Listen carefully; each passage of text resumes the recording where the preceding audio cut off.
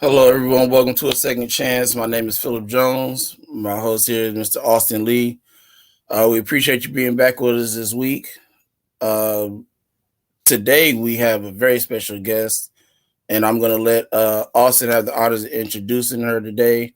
Mr. Lee, how's it going? Doing good. How you doing today, Phil? I'm hanging in there one day at a time. You already know. All right, appreciate it. So once again, welcome to a second chance show, a show that brings you different journeys, different stories on a second chance. Thank you for being with us this evening. Today, as my co-host Philip Jones has said, we have a super wonderful guest on our show today. Her name is Miss Sharron Rouse. She is the founder of Kindness for Kidneys and International. So please help us to welcome Sharron Rouse.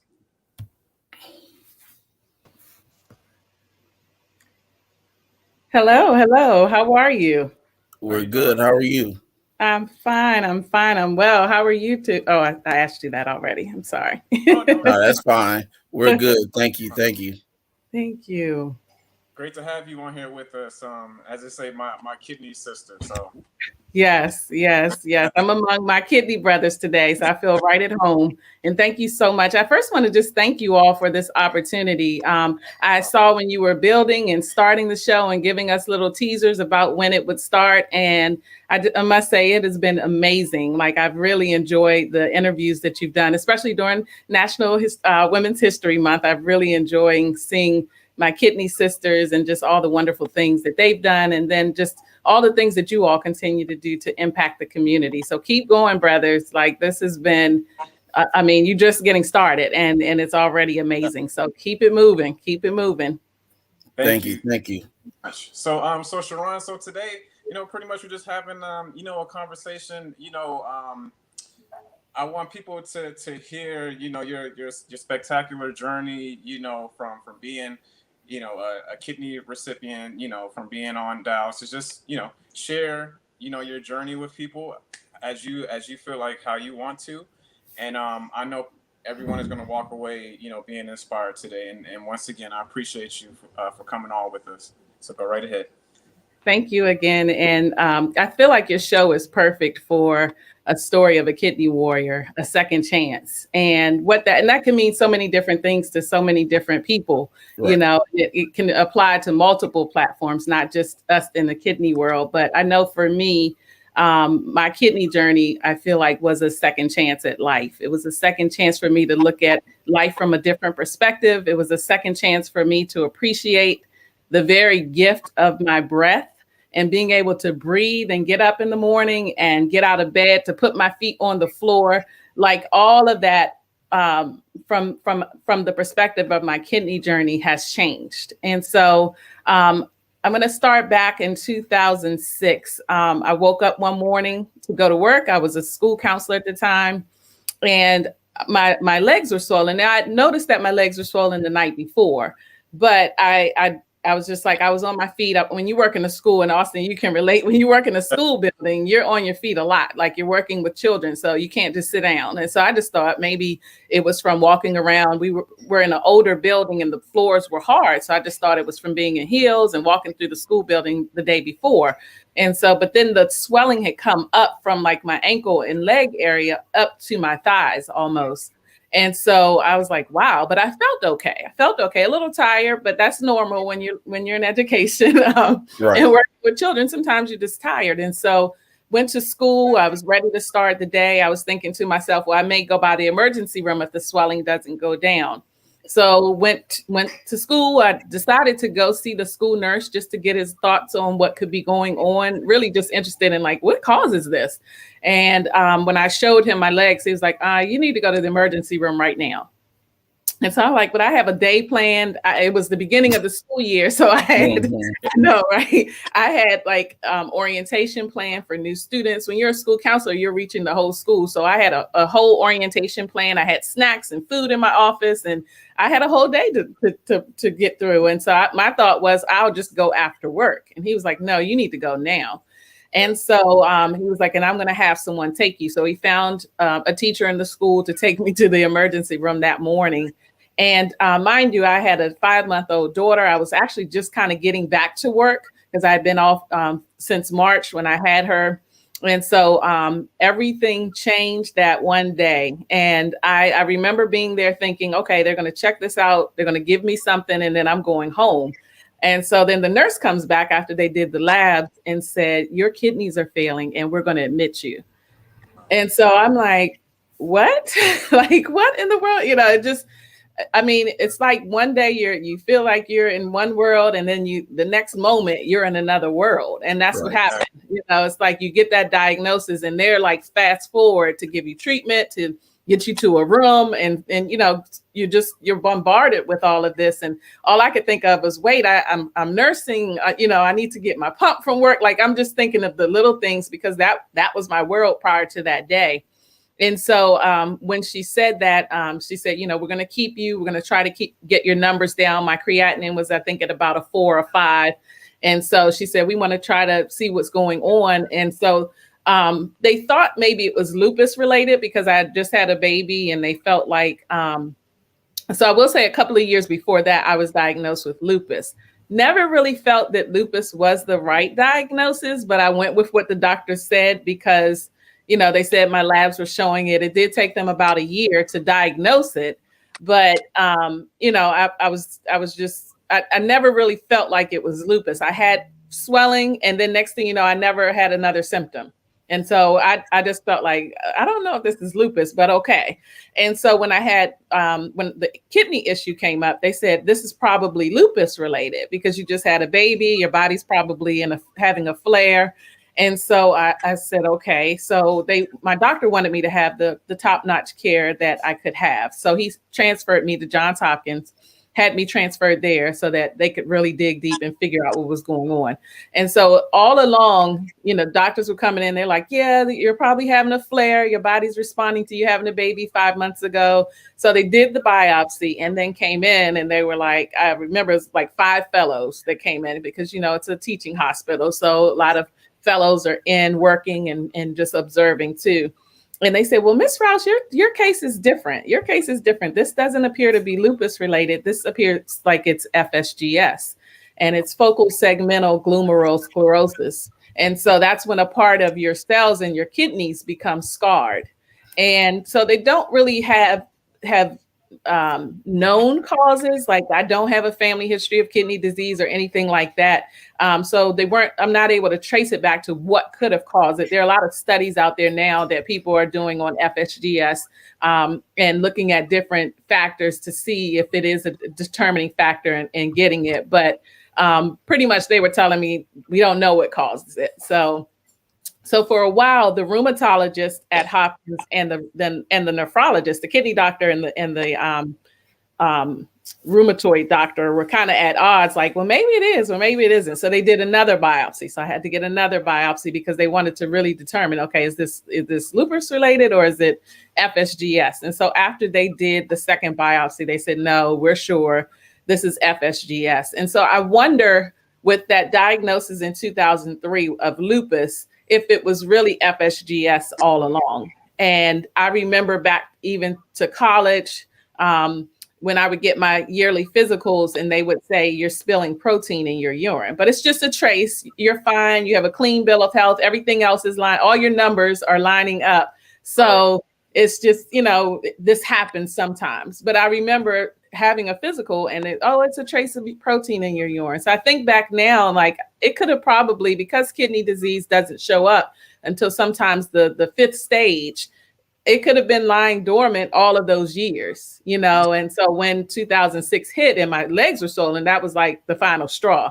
And so I always, from that point on, said that I would make sure that I advocate for other people, because had I known, I'm wondering if my story would have taken a different turn. Now, I don't believe that things happen by happenstance. So things happen exactly the way they were supposed to. But I feel like I can take what I learned just in that situation and make sure if someone tells me they're spilling protein, I'm like, tell them to check your kidneys. Tell them to check your kidneys, you know, from now on, because had I known back then, I would have definitely been able to advocate for myself. One thing that I learned very early, because I wasn't one to be in the hospital. Like when this situation happened, I'm like, I am usually not in the hospital. I was pretty much a healthy child and everything like that. And so one thing I learned very quickly is you have to be your own advocate. And I feel like God would always send me angels that were nurses that would say, you don't have to take heparin, right? Do you know what heparin is used for? And they would ask me questions like that. And I'm like, no, actually, I don't. I just know the doctor's been coming in here giving me heparin, or the nurses have been coming in giving me heparin shots in my stomach. So not knowing that, that's really for people that are in bed and they need their blood to be flowing. I didn't know that, she's like, no, you're walking around, aren't you? And I was like, yeah, I'm getting up every day, walking the floors, talking to people. And so she said, no, you don't need to take this anymore. So when they come in tonight to give you this shot of heparin in your stomach, I want you to tell them you're not going to take it. And that kind of empowered me. I was like, I didn't realize I could say no, Right. Not advocating saying no to treatment, but I am advocating saying that you should ask questions and be aware of how you're being treated and what they're using to treat you. And so I felt empowered the next night when the nurse came in and she's like, okay, time for your heparin shot. Lift your shirt up. And I'm like, no, ma'am, I'm not going to take it. And so she's like, oh, okay.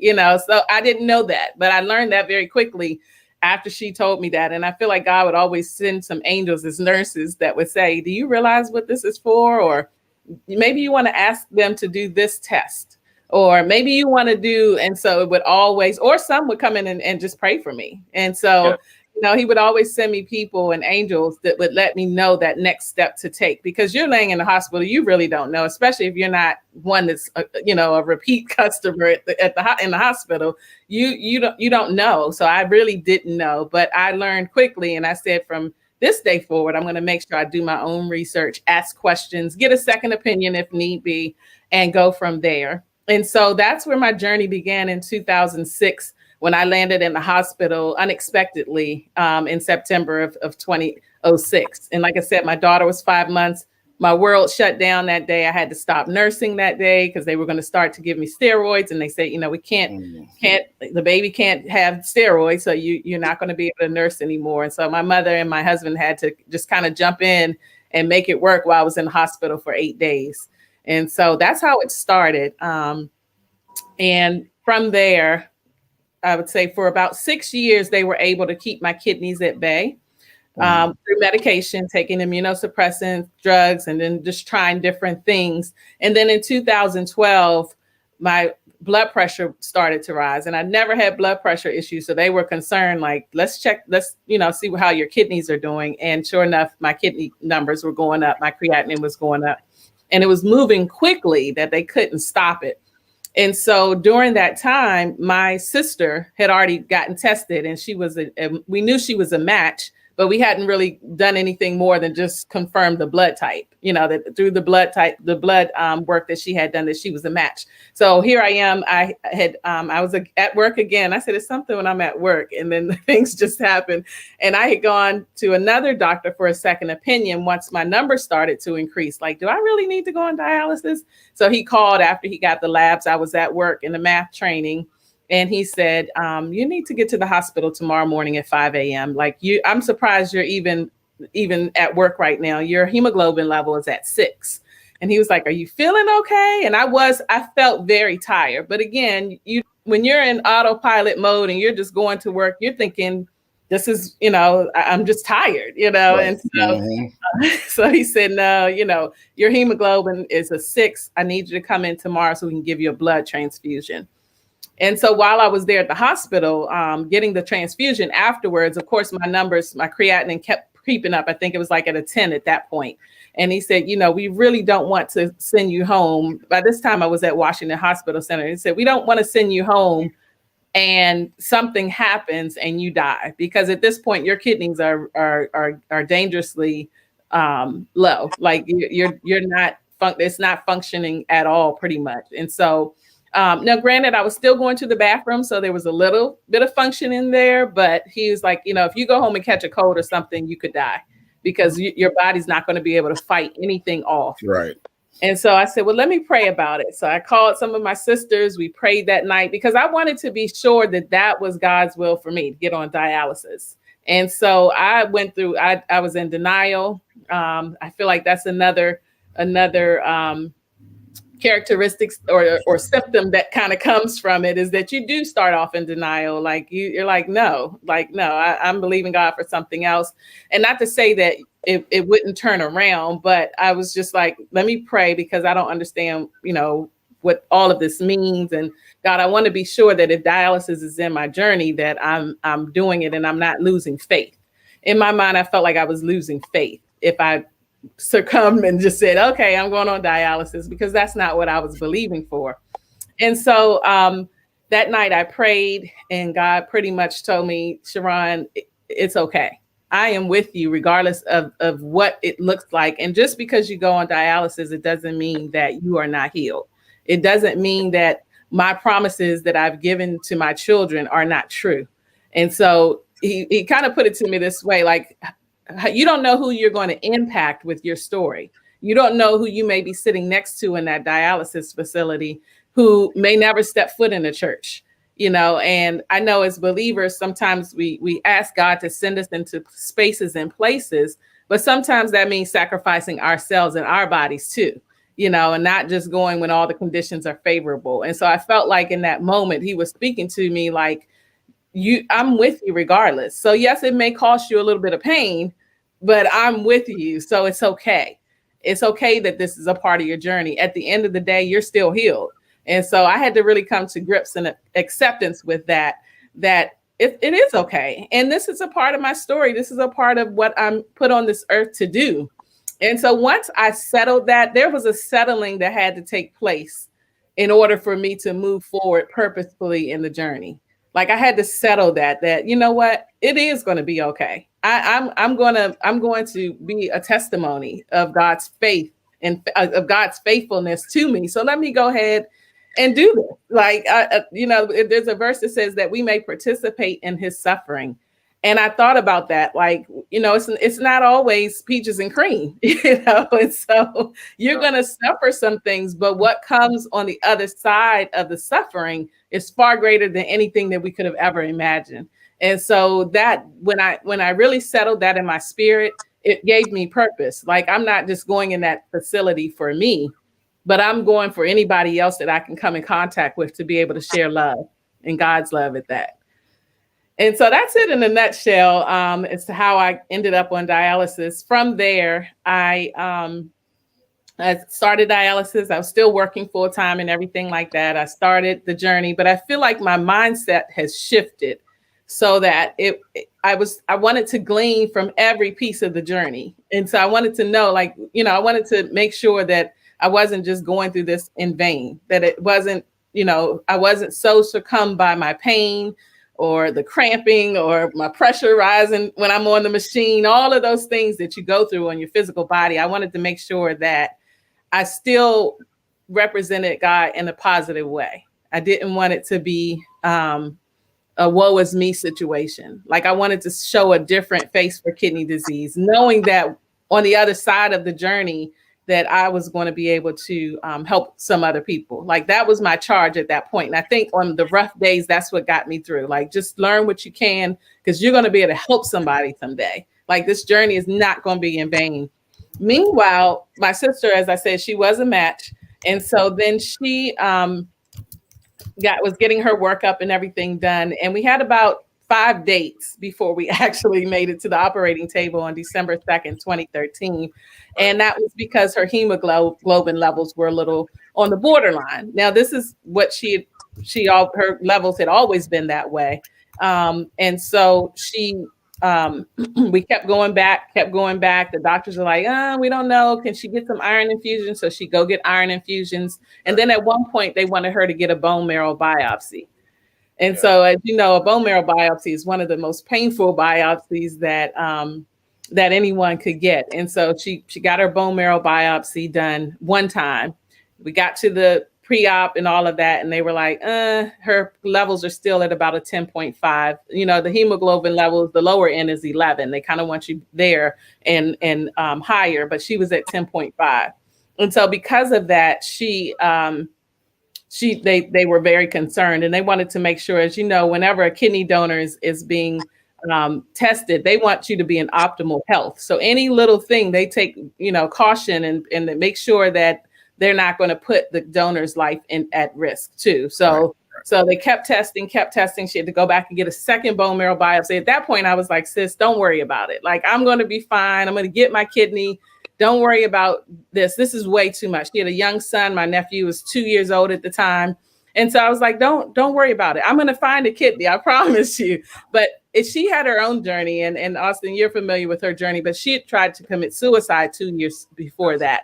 And so then she, realized that, wait, my purpose right now is to give my sister a kidney. And she stood firm on that. There were times that I was like, honestly, I'm on the list. I've already gotten a call or two. I'm going to be fine, And so she then, I'm sorry, the phone in the background. So then she decided that, no, and every time the doctors would tell us no, she would go back, like, what is it that I need to do? And so she's my angel. And so we finally made it to that operating table on December 2nd of 2013. And our lives have been changed ever since that day. Yes. Mm. Yeah, Sharron, when I think about, your sister, it's like she got a new purpose on life, which was to give you life, like that is incredible and inspiring to hear. And another thing I wanted to ask you real quick before we take a break was, when you were on dialysis, did you make like connections with the people that you were on dialysis with? Because I think you said you were on hemo, right? Yes, yes. With other people like that? Absolutely. And I would say, I was in my 30s, so I was young. So I was one of the younger ones in the facility. So I did make connections though. And I enjoyed learning from the people that would be next to me, and even my dialysis techs. Like, because I knew I was there, I was like, who am I here for, Lord? Let me find them so I can get out this chair, Right. And so I never wanted to miss an opportunity to be able to share some love with someone or to encourage them.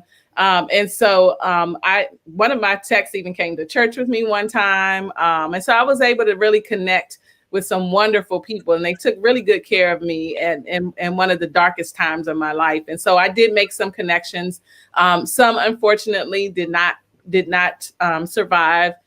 Some of my older little friends that was in the facility, they did not survive, but I feel like we were able to connect, and I was able to meet them before that. And they really impacted my life and still do to this day, with what I learned from them and just watching them go through their journey and how they were handling things. And so yes, to answer your question, yes, again, I feel like if my mindset hadn't shifted, I would have probably been in there with the covers over my head, like, don't talk to me, like, don't talk to me, don't say nothing, don't look at me. I'm just want to get in this chair and get out. But I think because God had kind of prepared me mentally for it, I went in there with a different mindset. And I know that's not, easy. And there were days that I was not in there chipper and happy. There were days that I just, really had to kind of dig deep to even want to get there and leave work and go there and all of that. But I still knew that there was more to it. I was like, this doesn't make sense. Like, God, I feel like I was living a healthy life. I'm serving you. Like, what's going on? But in that moment, he pretty much told me I was being selfish. and so that was a hard pill to swallow. And it's like, wait a minute, how am I being selfish? They're poking and prodding on me and doing all this stuff. And I'm going through all these changes. And it was me surrendering to the process that helped me to get to the other side of, okay, I can get through this. I can go in this dialysis facility. It's not going to be good every day, but I'm going to make the most of it, and I'm going to learn what I can in the process. And see, because we have to, like how you were saying, you have to trust, like you were trusting in God. Like, we have to trust in God and in His will, and knowing that He knows the future. You didn't know what's going on, but what you're doing right now, He knew all of this was going to happen. So yeah, go ahead. Wow. Yeah, it's not an easy process, but I mean, if I could have imagine that I would be sitting here talking to you all years ago. You know, it's kind of like and one thing my friend would always tell me, she was like, rehearse the victories, rehearse the things that he did do for you, knowing that he can do it again. So keep replaying those times that he brought you out, or that you were sick and you were made whole. You know, rehearse those in your mind, dwell on those things and not what you're currently going through. And so I tried to make that a practice. You know, just thinking about God, whenever I've been in situations like this before, you've always come through. Like, you've always got me out. So I got to trust this process too. It's the hardest one, but I'm trusting you in this and knowing that. And again, once I got to that place and that of surrender, then my thought was, okay, you know, I'm going to help somebody. This is hurting me right now, but I pray that I'm able to help somebody else as a result of me sitting in this chair. I didn't want it. I journaled a lot because I wanted to be able to go back and see where I was once I was on the other side, so that I could help people. And I would always remember that space. I would always remember me sitting in that chair, because I never wanted to get, you know, to a place where I forgot about that and neglected to bring people behind me and help them. So that some of the things that I experienced, like I said, the protein spillage and not knowing that, hey, you needed to gotten your kidneys checked at that point. Just some of the things that I didn't know, I can then help other people. Yes. So before we go to our commercial break, when we come back, I want people to know about the fantastic organization, of course, that you have. And Phil, if you wanted to share anything or ask anything before we go to break. Yeah, we could talk about when we come back, but my question would be exactly the reasoning that they were injecting you with heparin in your stomach, because I've had a really bad reaction to heparin when I was on dialysis myself, and it caused me to have a brain bleed. So, you know, as far as I knew, it was only used to stop the clotting in your port for dialysis. So when you said they were injected in your stomach, I was like kind of lost. I'm like, okay, exactly what was that? Was it for the same reasoning, just in the same position, or what? But we can take a break and we can definitely talk about that when we come back. Sure. You're here on The Second Chance. We'll be right back.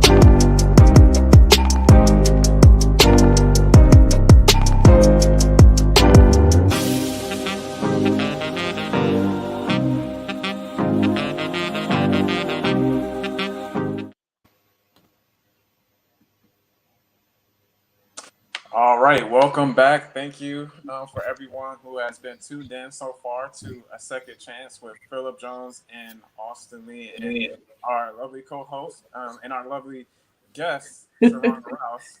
So, thank you. right. So, but that's how we do it here. We want to keep it light, keep the jokes coming, keep the smiles going, keep the spirits up and keep them high. So, Sharron, I know before we left off, I know Phil had a question of about heparin, and once again, like Phil, I'm glad you actually said that because I remember getting heparin as well, but then once I learned about it, because I don't like to get stuck, so like I remember like when somebody told me, it's like, all you gotta do is just like walk around, right? Just walk around the hospital. Once I knew that, I was like, oh, for real. And then I just got up and just started walking around. I was like, it was like how you were saying, Sharron, if you are educated, there's a lot of stuff that we could solve on our own, with our with our own knowledge. So I'll let you go ahead and take it away. Yeah. So for that very same reason, I guess they felt, and I guess now that I think of it, they were giving it to me late at night. So I guess the nurses were coming in, not realizing that I could walk around. I was not bedridden at all. And so that was just the standard protocol, I guess, to make sure that I wasn't going to experience any clotting and to make sure my circulation was the way it needed to be. And so when the one nurse came in that night, she was like, "Why are they giving you heparin?" And I'm sitting there like, I don't know. I'm just thinking that's what, what they're coming in here to do it. So I thought that's what's going to help me get out of here. And so she was like, no, this is for people that, need help with their circulation. They're not up and around and moving. And so we give this to them for that reason. You don't need to take this. Aren't you walking and stuff? I was like, yeah, I'm fine. Again, I felt okay. A little fatigued, but overall I felt fine. And so she said, no, the next time they come in here to tell you to give you your heparin, you can respectfully decline. And I said, oh, okay. I didn't know that I could, So again, just not knowing, you're thinking you're in a hospital, and there's no fault of doctors. I've had some phenomenal doctors, but you do have to do your due diligence. A lot of times this is the standard of care, and everyone is going to get the same treatment, and you may not need it, and or like in your case, Philip, it had a reaction. So it can't be a one size fits all for everyone. And so that's when I learned, let me do some research for myself, because we're not all created equally. And it's in that way. We're all different. We're all unique. And so let me make sure I do my research when they're talking about all these different medications. I'm laying up in here just doing whatever they're telling me to do, when, I should be researching for myself and really finding out what works and what doesn't work for me. Right. Yeah, because Sharron, I know, being when I was a pediatric patient, I didn't have I pretty much don't have any allergies. But then when I got older, I had an allergic reaction to a certain IV medication. And that's another thing, when you're speaking on heparin, and like Phil said, like on having a reaction, there could be a lot of things that we react to that when we get older that we didn't know of, that when we were younger. So, and that's true. And that is very important to understand, especially being a transplant patient or a kidney patient, or anyone who is going through a life-threatening illness. And another question that I wanted to ask you was besides where you got your shirt from, if you can show that really quick. Kindness for Kidneys. National, tell us about it. Yes. So Kindness for Kidneys International launched on December 2nd of 2018. Wow. It'll be 3 years this December. And when I was on dialysis, and just when the journey began, I was like, I really want to be able to help people. I want to be able to help someone. I don't want to sit here and get my kidney and roll out. And not to say, I say this all the time, there's no shade in somebody getting a kidney and never really wondering or talking to anybody about it. That's fine, but I knew for me, I just had this pull that there was something more that I needed to give as a result of going through this. And so I used to have visions when I would sit in the dialysis chair of how I would help people. Like what, like where are the support groups? I need a support group right now. Or where are the younger people that are on dialysis? Like I'm in my 30s. Where are they? How can we help? And even sometimes I would see younger people my age come in and they were completely checked out. Like it was kind of like, don't talk to me. They weren't interested in talking to me at all. They didn't want to talk to anyone, and they were just depressed. And so I was like, I want to be able to help those people. You know, I want to be able to talk and just spread some love. Like this is not the end of our story. We got work to do. You know, we're not going to shut down, and just be a sense of encouragement. And so I would always have these visions in the dialysis chair of how I wanted to help, like things that I would want to be able to offer other people that maybe I was able to do. For instance, I went to acupuncture for a while, and that really helped me. Helped me to sleep at night. It helped me just in different ways. And so I was like, you know, do people know about some of these natural things that they can do? And so I would just, again, sit there and think like, I really want to be able to help people. Like, why aren't we talking about this enough in our community? I'm sitting in a facility and everyone in here pretty much looks like me. Why didn't I really know about this until I got here myself?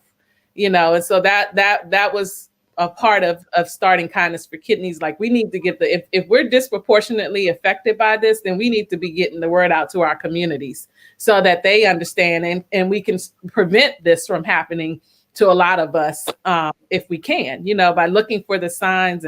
And so the more we raise awareness and talk about this, the more we can hopefully shed a light on it in our families and create a village and a community to help each other, and not it just be this silent thing that you don't know about until you're faced with it yourself.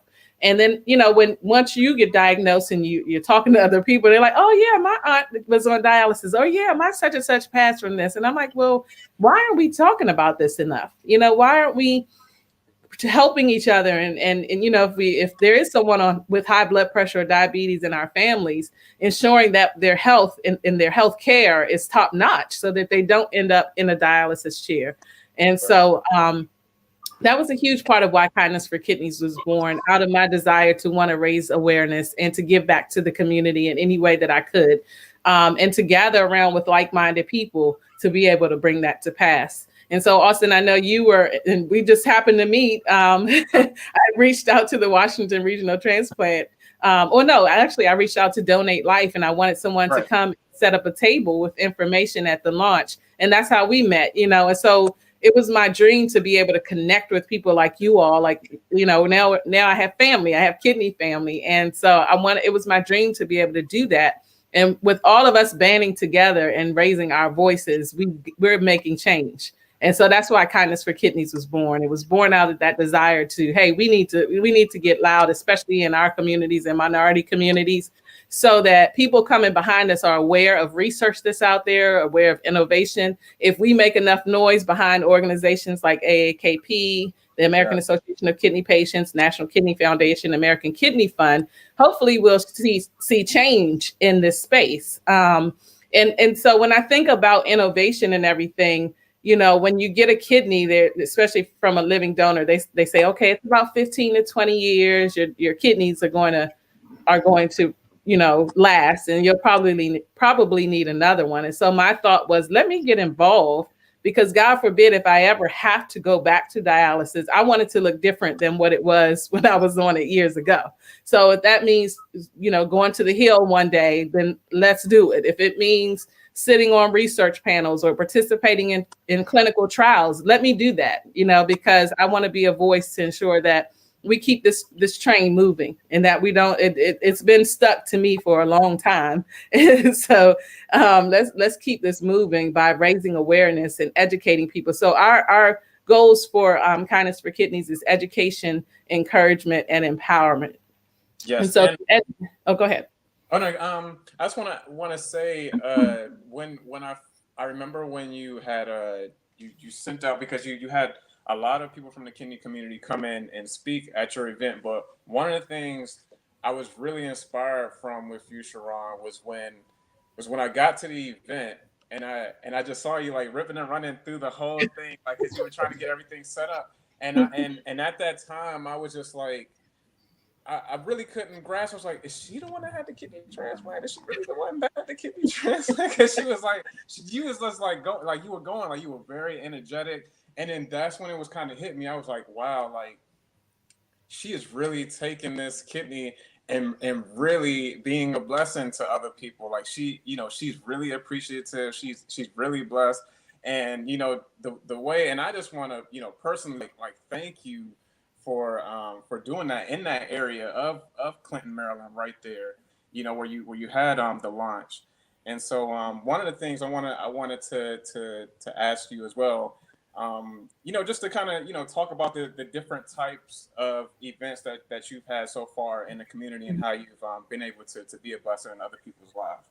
Sure, sure. So yeah, I was running around there, wasn't I? Yeah. But I was actually inspired by the people that came as well because, you know, I saw people like yourself that you were younger and vibrant. I'm like, wow, you know, these people are and we had Black Nurses Rock, and just to see community, it was like a dream come true to see community, all of us coming together with one common purpose, and that was to raise awareness. And yes, it was our launch, but it really just, you know, to see that, to know that this was a vision that God had placed on the inside of me, and to see it being manifested, it was just, you know, just like your show here, A Second Chance. It's nothing like seeing that dream realized and carried out, you know. And it may be a few bumps or bruises to get there, and you may not know the path, all of the steps forward, but the fact is that we started, and so that's what it's about. And so far we've been able. So our first initiative, my biggest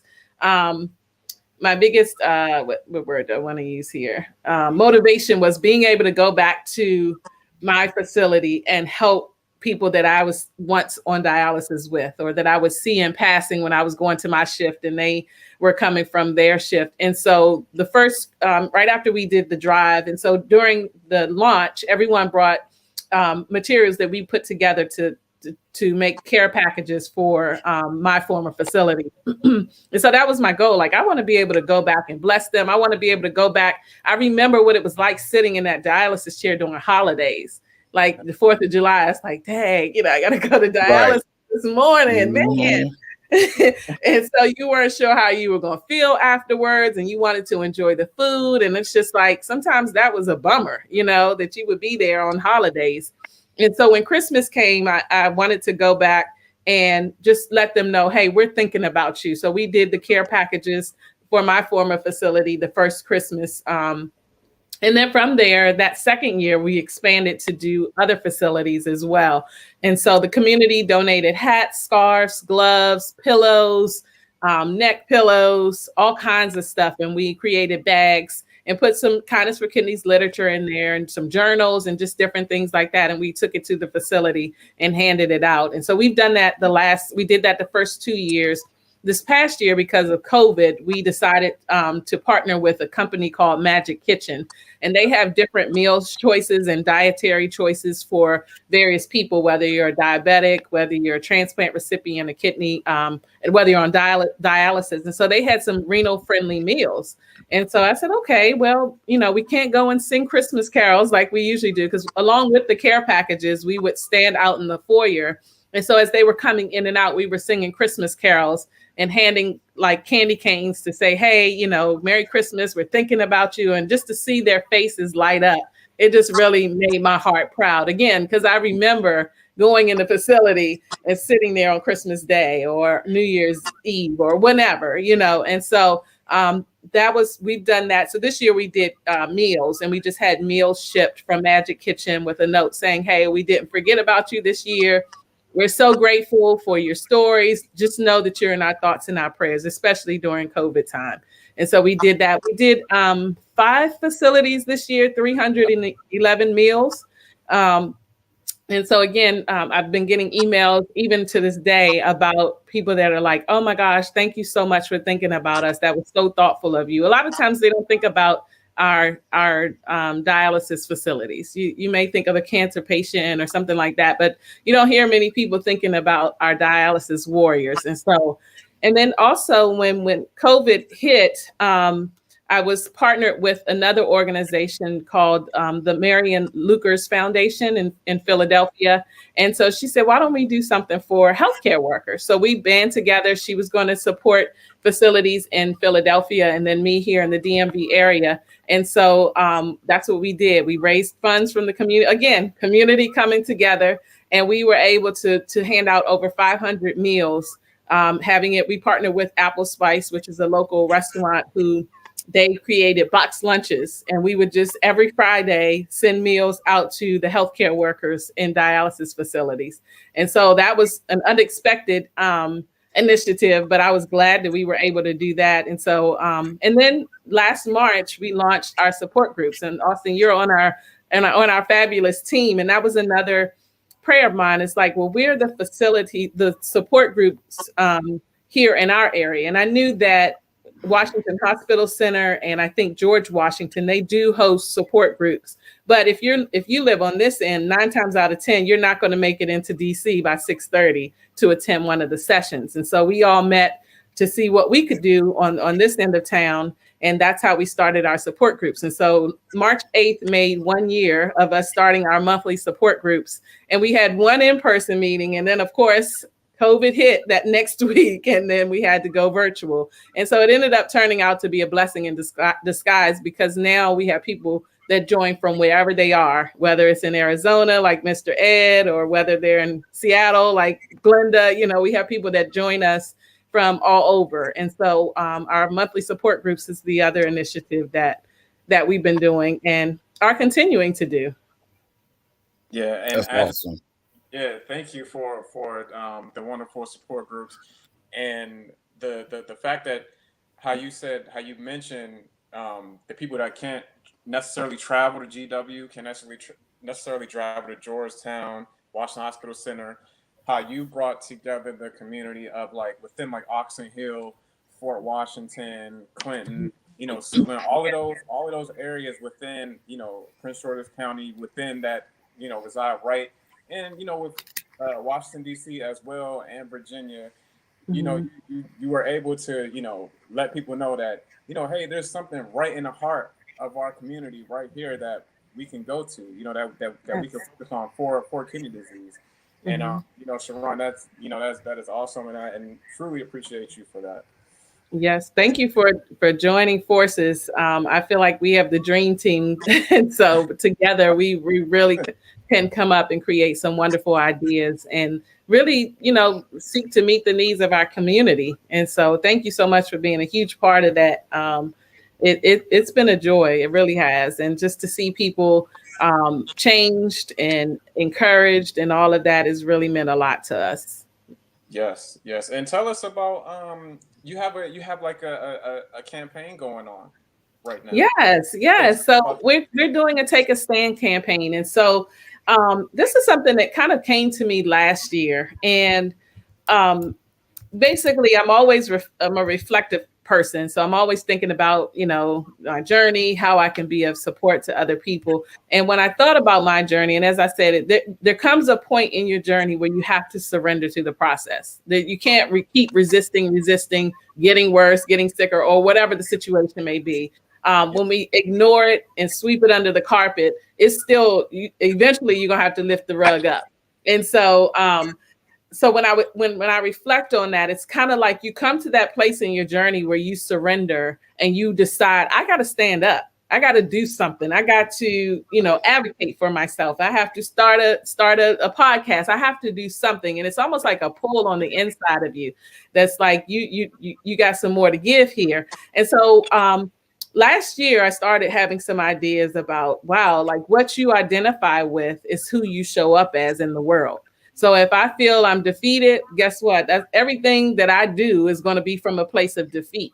If I feel like, I'm victorious, everything I do is going to reflect that. And so whatever's here is going to manifest here at some point, whether even if I'm trying to suppress it, it's going to come out at some point. And so that's where we launched our Take a Stand collection. And basically the premise of it, and this is just one of the mugs, the premise of it is, and Malcolm X said this quote, if you don't stand for something, you're going to fall for anything. And so he said, a man who stands for nothing falls for anything. And so if I haven't decided in my journey that I'm going to be courageous, that I'm going to be a warrior, that I'm going to be an overcomer, I'm going to fall prey to whatever's going around me. And when I take that stance, I'm saying this is who I am. And so everything that flows from me is a result of who I am. So we have shirts. This is hello, my name is Kidney Warrior. Everything associated with our campaign is identifying with something greater than ourselves and walking that thing out. So if I'm a kidney warrior, then what I do, I show up as a kidney warrior. I'm not defeated. I'm a kidney warrior. I'm an overcomer. My sister's word is overcomer, and I couldn't think anyone better to represent that word. I mean, overcoming suicide and depression and all of that is huge, but she had to decide at some point in her journey, I'm going to overcome this. And, you, Austin, representing the word warrior. And you came into the world like that, like your mom made sure that you were a warrior. She laid that foundation and that blueprint for you. And so you had no choice but then to get in line as a pediatric dialysis patient, and then your transplant and all of that. That's who you are. And everything that you do, anyone can look at your Facebook page and your Instagram and all of that and see this is how he shows up. He comes, you're all over my mom was like, oh, wow, Austin has a show too. He's all over the place. I said, I know, but that's that warrior mentality. I'm not backing down, and so in our perseverance warrior, our fighter warrior, all of those, words resonated with me. And I'm like, there are people right here, resilient. My sis Jen, like her whole platform, and just even watching her go back on dialysis and how she's just been resilient through that. It's just like, these are people that are taking a stand. They're not, she could easily just withdraw, get off social media, not share her story with anyone. But she's like, no, I'm going to show you what this looks like in real time and how I'm going to overcome. And I'm going to show you the ups and the downs of this journey, but I'm still standing. And so that's what Take a Stand is about. It's about showing up. It's about identifying with something bigger than yourself. And it's about standing on that, So if you're resilient, then my platform, my journey is going to show resilience. How can supporters get your merchandise, Sharron? So going to kindnessforkidneys.org, and you'll see our warriors there and their stories, and and then also see the merchandise for purchase. And we do have 10% off going on right now. So if you put in TAS Kidney Warrior 10, you'll get 10% off of your purchase. And any word that resonates with you. And also what we're going to be doing. So as people have gotten their merchandise and they've decided on the word that represents them, we're going to have a Take a Stand wall on my website with everyone's picture. And it's kind of like we're all standing together in community. And though everyone may choose different words of where they are on their journey, we're still all in it together and we're still standing. And that's the whole premise, is taking that stand. It's saying, it's being proactive instead of reactive. So I'm an overcomer. And if I'm identifying that when I'm faced with things in life, that's my mantra. I'm an overcomer. And sometimes you have to remind yourself, like, wait a minute, no, I'm a kidney warrior. And I'm not going to back down. I'm not going to succumb to my circumstances. I'm a kidney warrior. This is who I am. Yeah. Yeah. And I had one more question for you. When you received your kidney transplant, were there things that you felt like you had to overcome? Like, were there some obstacles? Because I know for some people, when you get a transplant, I know there can be barriers as far as like the medication side effects. There can be different appearances at first. So were there different things that you went through that you were like, oh, I didn't know this was gonna come with getting a kidney transplant? I would say yes. I think the emotional pieces. So that's another thing that people don't realize, the emotional toll that a having kidney issues can have on you, And so I think that I thought that after the kidney transplant, I wouldn't experience some of the emotional ups and downs. And as you know, your adrenal glands are connected to your kidneys. So your hormonal things, and I am a female in my 40s. So all of those things working at the same time can be very difficult. And so I didn't foresee that that would still be an issue, but that was one area that I even went to a naturopathic doctor to get some support in, is my hormones and just making sure they stay balanced, and almost feeling like at one point I was teetering with depression. And I don't know if that was like a PTSD, because to me, going through all of that is trauma. So I had to go and seek therapy and go to a naturopathic hormonal doctor to help in that area. I didn't foresee that coming. They told me I would take a lot of medication and have to manage all of that. They told me, taking it easy and maybe not doing certain hard physical activities and all of that in the beginning, like no football or anything like that. They tell you stuff like that. But as far as the mental pieces, they don't talk about that a lot. But I still find, people think, oh, you're good. You got your transplant, girl. Go live life, and it's like, well, no, this is another journey now. I'm now starting another journey. It's not like this just goes away. And so I think the mental health piece was what I don't feel like I was prepared for that. And I had to really, I would say I'm 7 years out now. So I think this was probably after year 3 that I started to not feel like myself, and so I had to go to a mental health specialist, and she's also a naturopathic doctor, but she was able to give me some natural things that I could do to help manage all of that, especially being a female in my 40s. And some of those things just come with that anyway, and when you're a female. So I think that was one thing I was not expecting, that I really like, whoa, you got to make sure your mental is right as well.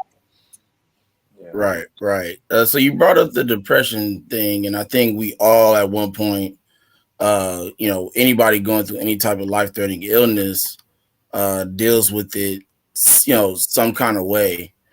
And so you talked about going to the doctor, but like, what were you doing outside of that made you kind of keep pushing forward to get through that depression? Mm-hmm. So I think definitely the healthy eating and drinking a lot of water and things like that, because sometimes it is in our eating patterns that are making us that, like if you're eating a lot of sugar and things like that, that impacts your mood. And right. So just making sure that I'm doing the things that are within my control, like healthy eating, drinking a lot of water. Also just being active. So my daughter, she's 15 now, but at the time she was like 7, 8. So just making sure I was active with her and not being sedentary, not leading a sedentary lifestyle where I'm just in the bed and chilling every chance I could get, not to say that that's not important. You do need that rest, but just making sure that I push myself to go and do something, whether it's let's go to the pumpkin patch, let's go for a walk. So being active, yoga has also been very good in just helping me to settle my mind and to focus within. So yoga has been very, very helpful. So healthy eating, yoga, activities, being around family. And I know with COVID, we haven't been able to do that. But even if it's just like we'll get on Zoom sometimes and play Kahoot or a family game or something, and that really helps to lift your spirits. And sometimes when you're going through that, your first response is just to go in and seclude yourself. But I've learned that when I push past that, when I'm finished with the activity, I feel a lot better. So it may be hard to start it and to actually go and participate in something, but once you're done, you're like, oh, I'm so glad I did that. And so that was helpful too. And Sharron, your support group with Kindness for Kidneys, you can let people know that it's not just for people in the DMV, but for everyone, right? Yes, absolutely. It's for everyone. And we meet the second Sunday of every month, except for when there's a holiday. So when there's Mother's Day or Father's Day or something like that, then we have it the third Sunday at 3:30 p.m. Eastern time.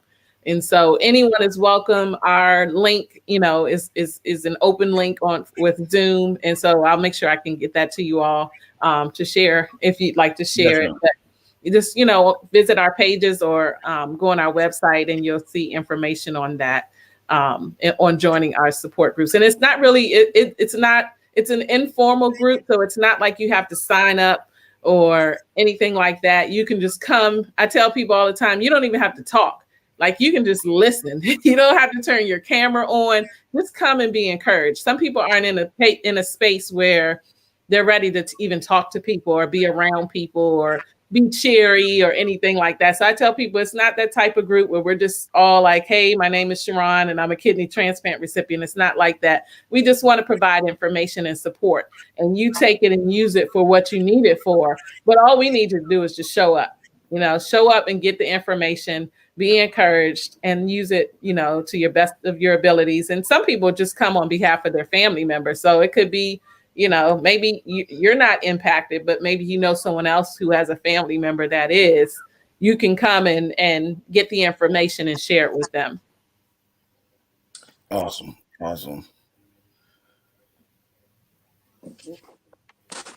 Well, I will say that we have truly appreciated you coming on and speaking with us today and sharing Definitely. your transplant journey. I'm pretty sure everyone out there has been able to take something away from this, from you sharing your journey with everyone. And before we close out here, I just want to ask, what if you could motivate someone, whether they're waiting or they have a transplant, what is one motivational tool you would kind of give them right now to kind of give them hope? I guess my biggest motivation would be surrender to your process. And I know that sounds daunting for some, it's like surrender. What does that look like? And it's almost positioning yourself in a space that you're vulnerable to what's going on in your life, knowing that there's something better coming for you. And so that sometimes we have to take ourselves out of the equation. People say sometimes get out of your own way. It's kind of like let nature take its course. Yes, this has happened to you. No, it's not the best situation, but it could be worse because we're still breathing.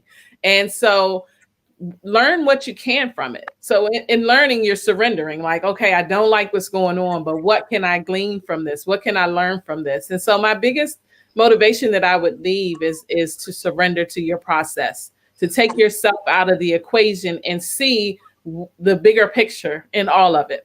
Why am I going through this? What is the lesson to be learned? What is the lesson to be shared? And so I want to leave you with that, surrendering to your process. And it could be a kidney journey. It could be anything in life. It could be a family situation. But a lot of times we get caught up in our situations and consume because we're thinking about us and how it's hurting us and how it's impacting us. And yes, that's important. You're very important. But at the end of the day, we're all on this earth for a purpose and a reason. Yes. And so if I'm consumed with me, I'm missing out on what I'm supposed to be doing to impact others. And so my best advice would be to surrender to your process. Take yourself out the picture. It's painful. Yes, it is, but it's here and it's happening. So what am I going to do with this now that it's happening? And how can I then take this pain that I'm feeling and help somebody else? I'm going to add something to that,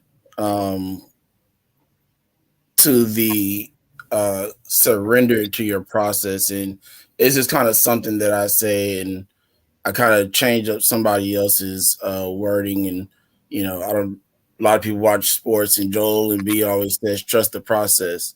Mm-hmm. I don't see it that way. I say, trust his process. Yes. Because when you make it more direct, people understand that you're talking about trust God's process. Mm-hmm. It equates to what you're saying is surrendering your process, because his process is already done. Yes. It's already been written. It's already in place. So why try to make up your own process and try to make your own path to where you're trying to go, when the person who's created all of this has already made one for you and basically given you a step-by-step instructions how to get to where you're trying to go. Yes. Yes. I'm thinking of the song, and it's an old hymn. But oh, what peace we forfeit when we don't take. Oh, what peace we often forfeit, all because we don't take things to God in prayer. That's what comes to mind hearing you say that. It's like, oh, what peace we often forfeit because we want to do it ourselves. Right. Again, we're focused on us, and so you couldn't. That's perfect. I love his process. He created us.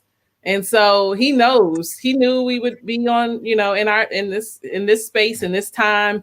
And so that's so good, Philip. That's so good. Trust his process. Definitely. Mr. Lee, you got anything else? I just want to say I appreciate you, Sharron, and everything that you are doing for so many people. Continue to be a blessing in everyone's life. Your campaign that you have going right now is wonderful. Taking a stand, I can see the energy in yourself. It's only gonna get brighter. It's only gonna get bigger. And with your sister as well. I have seen, watching her, she's right there along in the journey with you, and she's just as excited. 'Cause I know when I met you at a kidney walk before, and just seeing your sister as well too. She's like, yeah, I gave my sister a kidney. She is on it for you, and I love that. I really do. And I just want to say thank you so much. You have been a blessing on our show, A Second Chance. Thank you for everyone who has tuned in to watch our show, and we'll see you again. And Philip, if you want to take it away, thank you guys. Can I say thank you as well to you all? Yeah, like my kidney brothers, I'm so grateful for this opportunity to be able to share. And I'm grateful for this platform that you all have created. And I pray God's continual blessings. Like I said, this is just the beginning. And you're creating something major. It's bigger than even just this talk show, but I'll leave that up to God to reveal the rest of it to you. But I'm so grateful for you too. And thank you so much for having me on. Thank you for joining us. We appreciate it. Next week we will not be on. It is Easter. So we'll be taking that Sunday off. We may pop up on Instagram Live or Facebook Live and do something small, maybe Friday or Saturday. But when we come back on the 11th, we have Dr. Latarsha Holden, National Mother of the Year for 2020. And then the week after that, April 18th, we have Edward Drake, CEO of the Why Not Foundation. So again, thank you all for joining us today. Sharron, thank you. Mr. Lee, it's always a pleasure.